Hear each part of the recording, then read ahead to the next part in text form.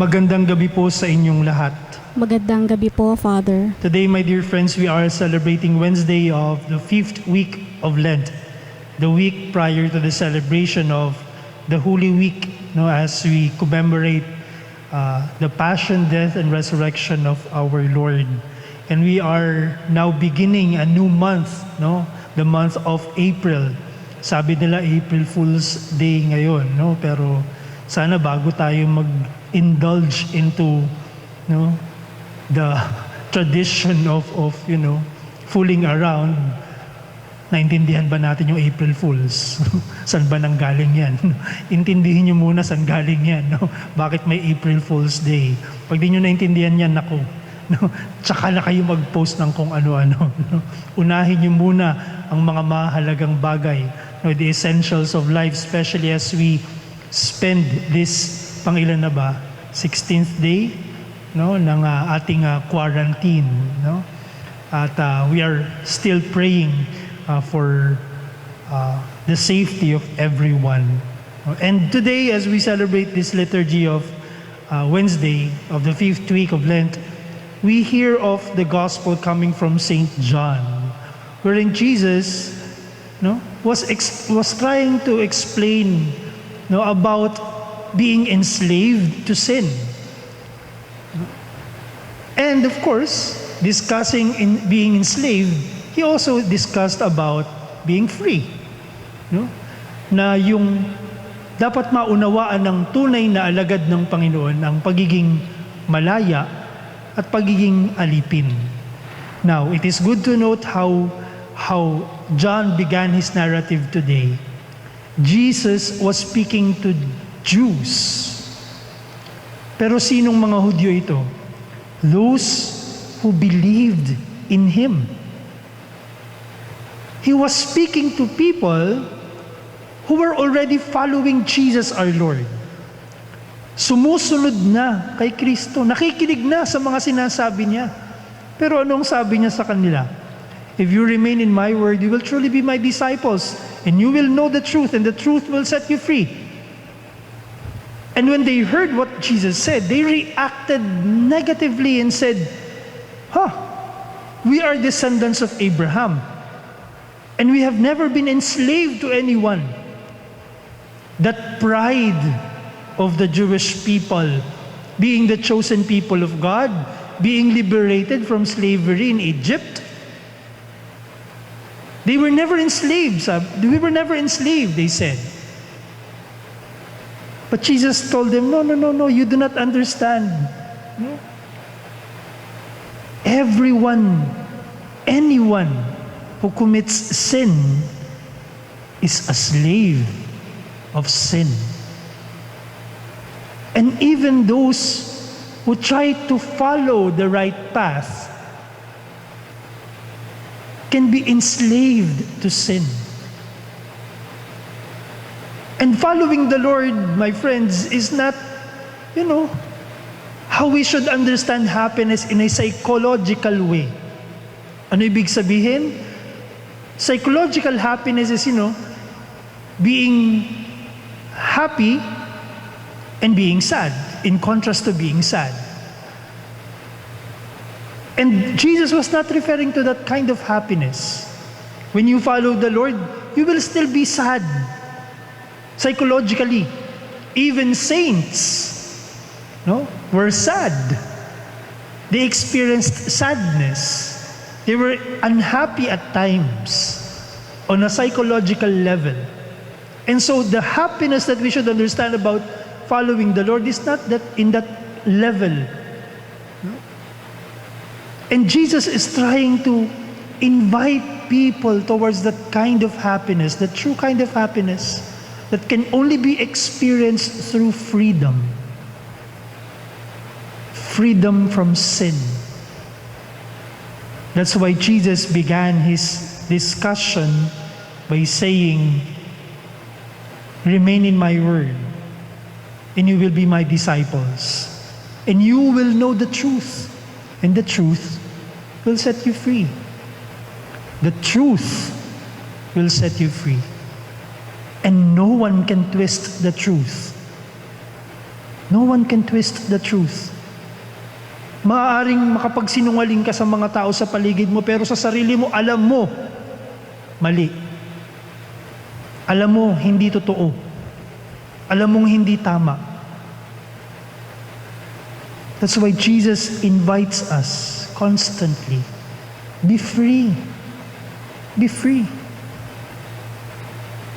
And to be free means embracing the truth. And so one becomes a disciple who listens to the Master. You know, we are in this extreme or enhanced community quarantine, and people are occupied with many concerns. No? At isa sa mga nabasa kong mga post sa social media, sabi nila, tama na. Tama na po, Lord. No, tama na po, Lord. A prayer to God, asking that He stops everything, all these sufferings that we're going through. Maganda po. Maganda yung dasal na yun. Tama na po, Lord. Pero magandang pagnilayan natin yung mga salitang yun, tama na po. Baka pwedeng unawain din natin ng mga salitang tama na po sa isang pagliliwanag ng kaisipan at kalooban. Tama na nga ba? Tama na po ba? Tama na ba ang pag-uugali? Tama na ba ang pagtugon? Tama na ba ang mga pamamaraan? And when we ask God, Lord, tama na po, we should also be doing our part. Itama na ang mga dapat itama. Itama na ang mga mali. Itama na ang mga baluktot na pag-iisip. Just before the beginning of this Mass, I received an update sa mga balita. A certain mayor ay pinadalhan ng sulat ng NBI for violating the rules of the government with regard to this quarantine. A mayor was merely doing better than other mayors. That means that even if a person seems to appear to be enveloped or absorbed with a certain ideology, in a position, in power, maaaring baluktutin pa rin niya ang kanyang mga pamamaraan dahil may nakikita siyang tama. And the solution to save oneself is to get rid of somebody who is doing what is right. And that is enslavement to sin. That is not embracing the truth. That is not embracing the truth. People demanding from the government quick response to our needs. Well, that is correct. No? But have we done our part? Maaaring absorbed tayo sa ideology na yun, na dapat ang gobyerno ay ginagawa ang kanilang bahagi. Pero yung sarili mong bahagi, tama ba? Ginagawa mo ba? Malaya ka ba talaga? Ikaw ba'y nangungusap sa pawang katotohanan? This is a challenge for us, my dear friends. The Jewish people were so entitled. They felt entitled because they belonged to the chosen people of God. A certain ideology. And so when they followed Jesus, and they heard about themselves being enslaved, they responded negatively. But Jesus tells them, yes, you are enslaved to sin. And the only way for you to be free is to live in the truth. Pawang katotohanan. Pawang katotohanan.